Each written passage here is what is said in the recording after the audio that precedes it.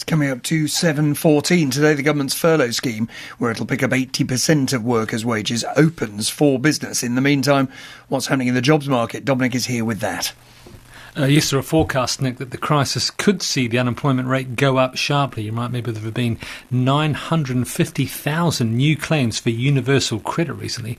That suggests many people have already lost their job despite the offer of the furlough scheme. James Reed is the chair of Reed Group, the recruitment agency, and he joins us. Mr. Reed, just give us a snapshot of what's happening in the employment market.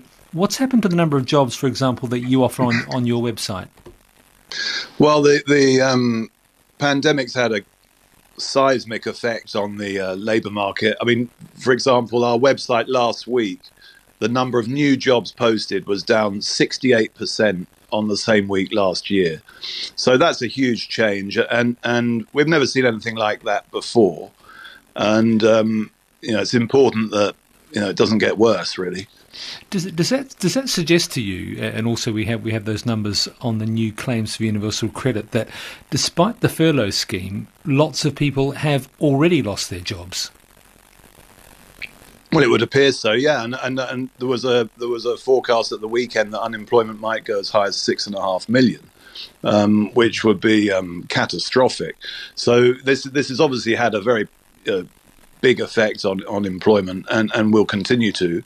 I think the furlough scheme was an inspired idea, and I think the fact it's going live today will be widely welcomed by business and will enable a lot of people to keep their jobs.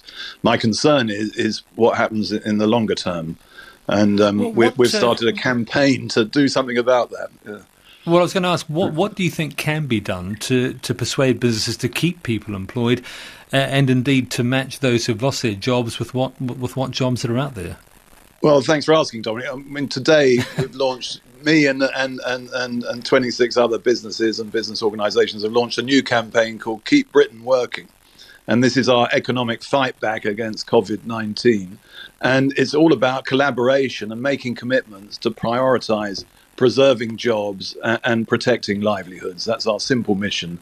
We're on a mission to keep Britain working. We want to protect jobs and livelihoods. And I think everyone has a role to play in that. This is a collective effort.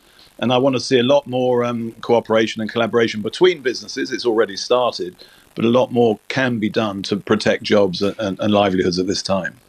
What sort of sacrifices or priorities have you set for your own company? I mean, what are you doing about paying rents, for example, given you've got renters that presumably are not? Yeah, well, our business has obviously, like everyone in the recruitment sector, felt this change, obviously, and our income is down 50%.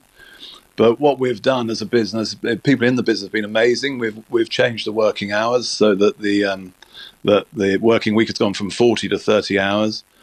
We have had to furlough some people.